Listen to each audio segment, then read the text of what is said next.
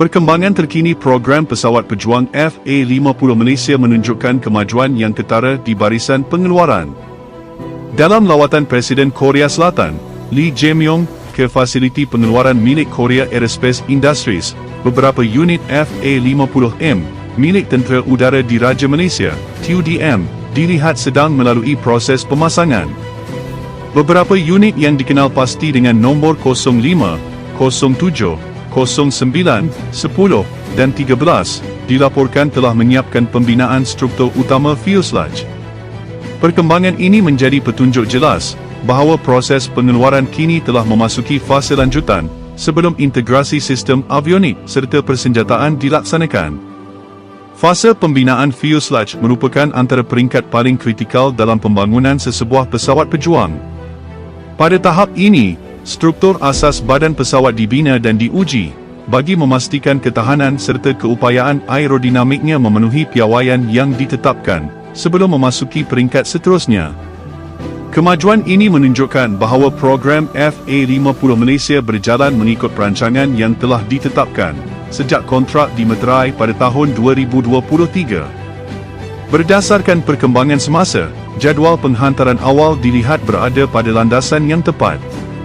Seperti yang diketahui, Malaysia telah menempah sebanyak 18 unit FA-50M sebagai sebahagian daripada usaha memperkukuh keupayaan pertahanan udara negara. Pesawat ini dijangka menjadi aset utama dalam kategori pesawat pejuang ringan pelbagai peranan dalam perkhidmatan TUDM. FA-50M merupakan varian lanjutan daripada keluarga FA-50 yang dibangunkan oleh Korea Selatan. Pesawat ini direka untuk melaksanakan pelbagai misi, termasuk latihan lanjutan, operasi udara ke udara, serta udara ke darat. Dengan keupayaan tersebut, FA-50M dilihat sebagai platform yang sesuai bagi memenuhi keperluan operasi moden dengan kos penyelenggaraan yang lebih terkawal berbanding pesawat pejuang berat. Selain itu, pesawat ini turut dilengkapi dengan sistem avionik moden yang membolehkan integrasi pelbagai jenis persenjataan canggih. Ini menjadikannya relevan dalam menghadapi cabaran peperangan udara masa kini yang semakin kompleks. Dalam konteks rantau, kehadiran FA-50M dijangka meningkatkan keupayaan daya tangkal Malaysia. Dengan pemilikan aset yang lebih moden, TUDM dapat memperkukuh kesiapsiagaan dalam mempertahankan ruang udara negara. Menariknya, proses pengeluaran yang telah mencapai beberapa unit sehingga nombor 13 menunjukkan bahawa pembangunan dilakukan secara berperingkat namun konsisten. Ini mencerminkan keupayaan pengeluaran Korea Aerospace Industries yang tersusun dan efisien.